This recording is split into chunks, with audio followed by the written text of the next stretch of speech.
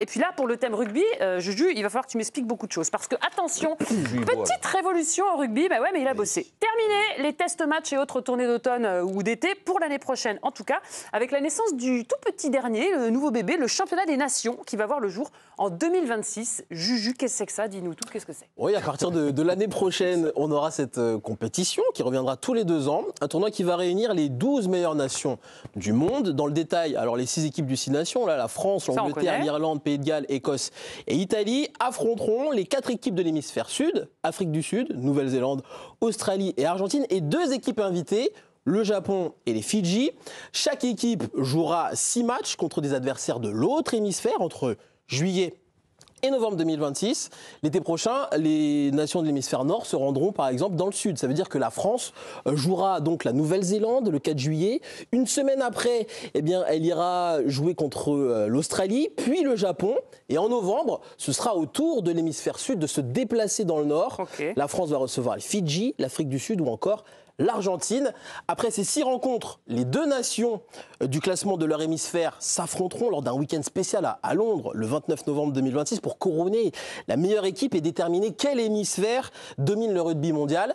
Les deuxièmes joueront également les deuxièmes de l'autre hémisphère et ainsi de suite pour avoir le classement. Ça s'annonce un joli petit week-end du côté de Londres en tout cas. Vous avez à peu près compris le principe. Est-ce que c'est une bonne ou une mauvaise idée pour le rugby? On ira voir M. Bonneval dans un second temps. Pierre Boubi. Je vois pas l'intérêt en fait. J'arrive pas à comprendre. Alors on me dit qu'il n'y a pas jamais de matchs amicaux pendant au rugby, ce qui est pas faux. Mais là, inventer une compétition où tu joues quasiment les mêmes que tu joues tout le temps en fait. Il n'y a pas de nouveaux pays, il n'y a pas de nouvelles nations. C'est juste le schéma et l'organisation qui diffèrent. Mais sinon, je vois pas. Tu redonnes de l'intérêt au test match. Il y a un enjeu, il y a un trophée à aller chercher, il y a des points, c'est comme la Ligue des Nations en foot quoi. Il y a un enjeu derrière. Oui, donc c'est un trophée destination avec tout le monde quoi. Non, c'est juste ça. Donc au lieu de faire des matchs amicaux qui n'existent pas dans le rugby, tu fais des matchs à enjeu qui existent toute l'année et tout le temps. Donc c'est des matchs en plus contre des équipes que tu rencontres tout le temps. Donc bravo. J'espère qu'ils ont bûché beaucoup et fait beaucoup de réunions pour prendre un truc pareil. Bon écoute, c'est ton avis, il est tranché. Hugo Bonneval, est-ce que tu trouves que c'est une bonne idée? Défends ton sport un peu. C'est une bonne idée pour toutes les nations du monde, sauf pour la France. Super, pourquoi? Parce qu'en fait, le calendrier fait que pour nous, ça va être un enfer encore, vu le nombre de matchs que les joueurs effectueront. Mais ça rajoute pas de date, hein? C'est exactement le même nombre de matchs, sauf la fameuse finale de Londres, où là, on rajoute un match. Sauf que la seule différence, c'est que je me suis amusé à prendre les calendriers. Donc, top 14 chez nous, on démarre le 6 septembre, tu finis le 27 juin, une semaine avant de jouer la Nouvelle-Zélande. Donc, déjà, les finalistes, c'est le quoi comment? Donc, c'est exactement comme l'année dernière. Tu vas y aller dans le sud, tu vas y aller avec des équipes plus ou moins bis, avec tout le respect que j'ai, attention, mais plus ou moins bis en fonction des blessés, en fonction du nombre de matchs dans l'année, etc. L'Angleterre, 25 septembre, ils démarrent, ils finissent le 19 juin. L'Irlande, Pays de Galles, Écosse et Afrique du Sud, qui sont européens, je ne savais pas. Ils démarrent le 26 septembre aussi, finissent le 20 juin. Et les équipes de l'hémisphère sud, Nouvelle-Zélande, Australie, ils démarrent le 13 février, et Fidji, excusez-moi, ils démarrent leur saison le 13 février et ils terminent le 20 juin. Donc en fait, pour ces équipes du Sud, c'est génial. C'est le même problème. Enfin, non, mais non, Pierre, parce qu'en fait, pour ces équipes du Sud, alors 2 secondes. Pour ces équipes du Sud, c'est génial. C'est une année binaire. Oui. Tu fais 6 mois en club, oui. D'accord. À partir de fin juin, début juillet, tu pars en sélection, tu fais tes 3 matchs. Eux, ils font leurs 4 nations derrière. Ils viennent en Europe finir sur les 3 matchs. Oui, ça j'ai compris. Et fin novembre, ils sont en vacances, ils redémarrent que comme avant. Voilà. Nous, le problème, c'est que pour les autres pays, le championnat est moins bon. Le championnat est mauvais. Et tu es en train de nous expliquer qu'il y a un truc qui existe déjà. C'est une problématique qu'on a déjà ciblée depuis des lustres, en fait. On le sait, ça. Donc c'est pour ça que je te dis, pour les autres nations, c'est génial parce que ça va accentuer les matchs internationaux avec de la compétition et un enjeu à la fin. Pour nous, Français, ça nous aide absolument en rien et ça va nous faire progresser en rien parce qu'on va être toujours dans le même schéma et dans les mêmes problématiques qui sont comment faire jouer les mecs moins, comment les faire jouer mieux, comment les faire récupérer mieux, comment ? Parce que les clubs te payent. Mais c'est là le problème. Enfin, le problème, c'est le même qu'avant. Mais donc c'est pour ça que j'ai dit, c'est génial pour tous les autres pays du monde. Parce que ça va leur permettre d'avoir ces matchs-là. Parce que les Anglais, t'inquiète pas qu'ils vont y aller avec la grosse équipe. Mais ils vont, les Irlandais tout le temps, aussi. Les Anglais, même dans les autres matchs, ils jouent, ils mettent la grosse équipe, ils essaient de gagner des matchs. Il n'y a que nous qui seront dans la même situation. Ça ne change rien, en fait. Mais je t'ai pas dit que ça changeait, je t'ai dit que c'était pour les autres pays, c'était bien parce que cette compétition amenait une adversité et des matchs comme ça où finalement tous les ans tu vas jouer tout le monde.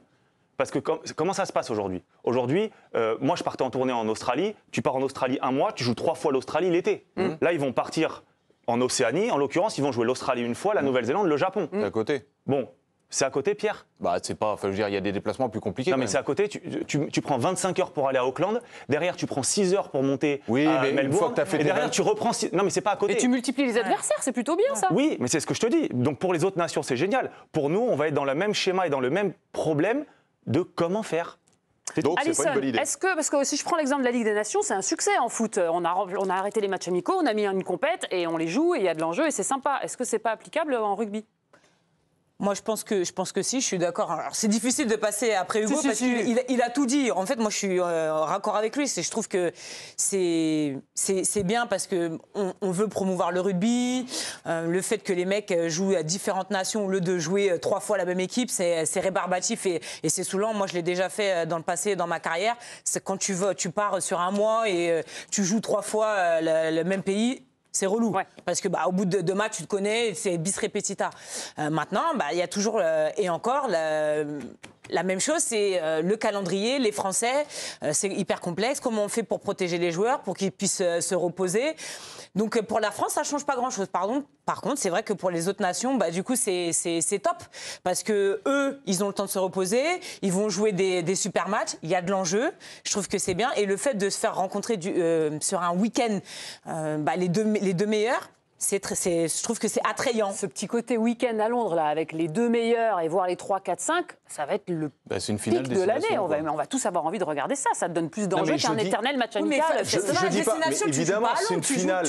Et encore, en plus, tu joues à Londres, donc l'hémisphère sud, en fait, ils se font carotte parce que le final est là-bas. Donc, s'ils arrivent en finale, c'est la même chose. Oui, mais le rugby a été inventé par les Anglais, il est dirigé par les Irlandais. Alors, qu'on joue tout en Angleterre, alors pourquoi on va c'est exactement ce que j'allais te dire. Avant que ça sorte de Londres ou de Dublin, tu vas pouvoir t'accrocher parce qu'il n'y a pas de problème, les mecs. Mais vous êtes en train de m'expliquer, ce que je comprends pas, c'est qu'on parle de cette compétition-là qui arrive comme si ça allait révolutionner le rugby pour les autres pays, à part la France. Le problème franco-français du top 14 et de l'équipe internationale, c'est un sujet qui est sur la table depuis des lustres. Oui, mais on le sait, ça ne fait pas une révolution. Non, mais ça ne change rien au rugby. Les Fidji, on sait. Nouvelle-Zélande, c'est l'une des meilleures équipes du monde, bravo.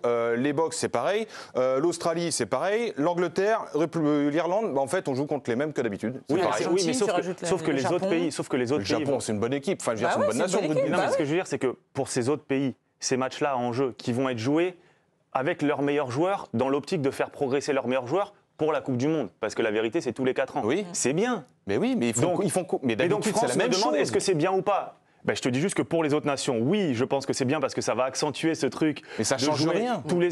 ça change rien. Ça change parce que les autres nations. Alors pour toi, tu préfères que la France joue 3 fois. Non, je ne parle pas du truc franco-français, je te parle de la compétition. En fait, les autres équipes, les autres nations, à chaque fois, elles essaient de mettre les mêmes équipes en place. Elles travaillent pour la Coupe du Monde aussi. Ça ne va rien changer, en fait. Mais pour toi, le fait qu'il y ait une compétition intermédiaire, t'aimes pas? Mais c'est pas que j'aime pas, c'est que ça sert à rien. Tu rencontres les mêmes équipes, c'est la même chose. Non. Ce qui va changer, Pierre, c'est que tous les ans, tu vas rencontrer tout le monde. Ce qui n'est pas le cas aujourd'hui. Aujourd'hui, sur une année calendaire, au rugby, tu ne rencontres pas toutes les équipes.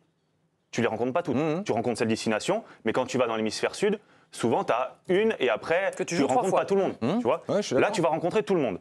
Deuxième chose qui est bien, c'est que pour les équipes, entre guillemets, un peu moins fortes, type Écosse, Pays de Galles, Fidji, Japon, eux vont être confrontés toute l'année à ce qui se fait de mieux dans le monde. Chose qui n'est pas le cas aujourd'hui. Les Japonais, pour recevoir la Nouvelle-Zélande chez elles, ils sont obligés de faire un chèque en or massif. Non mais c'est vrai, ces nations-là, un peu, les Fidji n'ont pas la chance toute l'année de jouer les meilleures nations du monde. Ça veut dire que ça peut équilibrer la Coupe du Monde à l'avenir? Ça peut. Les équipes un peu moins fortes vont obligatoirement, au début ça sera peut-être compliqué, je sais pas, tu vois le Japon, je suis pas sûr que les scores ça va être très drôle pendant 1 an ou 2 ans, mais ça va probablement les faire progresser. Par contre ma question que je ne connais pas, c'est 2 invités. Non, la réponse que je ne connais pas, excusez-moi, j'ai bugué, pardon. On va la garder celle-là. C'est l'apnée. J'étais en apnée depuis tout à l'heure. Non, mais les 2 invités, il va falloir qu'ils changent de temps en temps quand même. Parce qu'il y a la Géorgie, il y a Samoa, Tonga, il y a d'autres nations. C'est tous les 2 ans, tu as le temps de voir. Oui, mais comment se fait la montée-descente? Ça, on n'a pas encore. T'as pas bossé ton sujet. On l'a pas encore. Non, par contre, on a la date du premier match. Et ça pose un petit souci de calendrier, je crois. Oui, il a un petit peu évoqué dans sa démonstration tout à l'heure, Hugo. Là, c'est le 4 juillet, le premier match de l'équipe de France, du 15 de France. C'est une semaine après la finale donc, du top 14, où il y aura forcément des internationaux français qui seront convoqués pour cette finale. Donc finalement, le problème est le même, Hugo. On va partir contre la Nouvelle-Zélande avec une équipe B, voire C, voire D'. Mais oui, pour nous, le problème sera le même. Mais je l'ai dit en préambule. On n'est pas tout seul à jouer au rugby. Ok, la compète est faussée avec ce match. Ok. Mais c'est pas avec ce match. Mais les autres matchs, t'as tout le monde. Mais t'as pas tout le monde, Français. Quand tu démarres le 6 septembre et que tu finis ton année le 27 juin, que tu fais plus de 30 matchs dans l'année, d'accord ? Que tu es Romain Ntamak, Greg Aldrit, je sais pas, international français. Je mets pas Dupont parce qu'ils arrivent à le manager. Ils ont réussi à faire quelque chose d'assez exceptionnel avec lui qu'ils ne font pas avec les autres. Thomas Ramos, par exemple, qui est en photo. Il va pas aller en Nouvelle-Zélande. Non, mais il va pas aller en Nouvelle-Zélande pour le premier match, mais il va pas prendre l'avion pour Brisbane pour faire le deuxième ou pour faire le troisième au Japon. Parce qu'il va être trop fatigué pour revenir en club derrière. Mais parce que le problème, c'est qu'après, le championnat reprend le 6 septembre l'année d'après. Tu fais comment pour faire la récup et faire la prépa d'été ? Il n'y a pas de prépa. Oui, mais il y a un trophée au bout, il y a de l'enjeu, c'est pas juste un test match. Mais le trophée, ils s'en foutent. Le trophée, ils s'en foutent. Demain, tu proposes à n'importe quel international français la finale du top 14 ou un des 3 matchs en tournée. T'en as pas un qui va aller en tournée. Ils s'en foutent. Ils veulent le morceau de bois. C'est tout. Le bouclier de Brennus. Et la Coupe du Monde. Donc ils vont se préparer pour dans 4 ans. La finale à Londres dans 6 mois, tout le monde s'en fout. Il est 17h32, on peut plus l'arrêter. Voilà, il a commencé. Et du coup, pour les joueurs en fait, qui ont une place à gagner, ça compte ça ?